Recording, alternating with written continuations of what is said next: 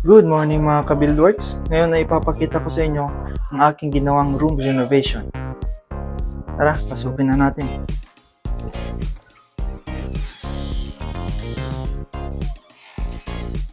So bali ang ating ginawang kwarto ay naka loft design. At may maliit na sala sa baba. Yan mga ka-Buildworks. Kung makikita nyo rin, may LED light sa ilalim. Nilagyan ko siya para maganda tignan. At yung bike naman natin ay sinapit natin sa gilid.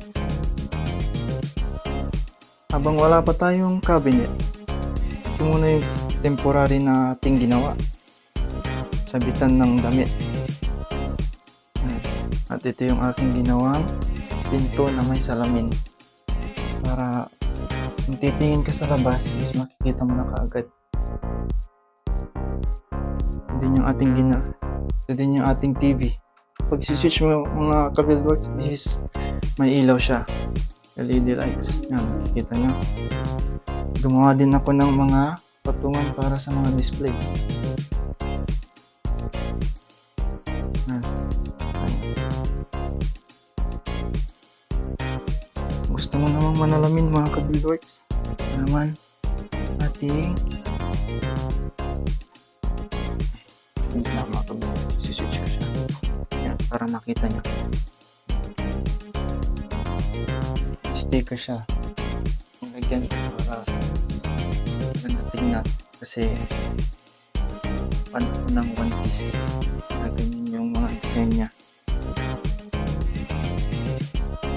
Akyat naman tayo sa taas mga ka-Buildworks.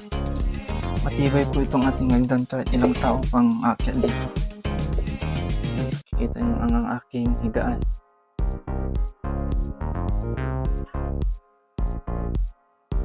At sa aking higaan meron ding lagayan ng mga gamit.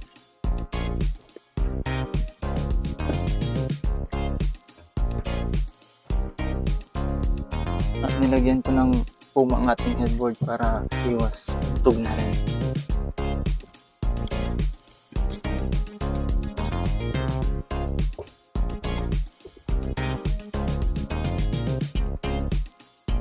At kung mapapansin nyo mga ka-Buildworks is umiilaw yung ating LED light sa taas pag nagsasalita tayo.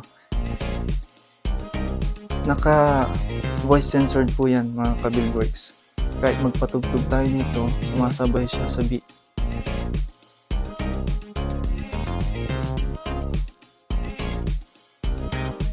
So ayan mga ka-Buildworks, naipakita ko na po ang aking ginawa.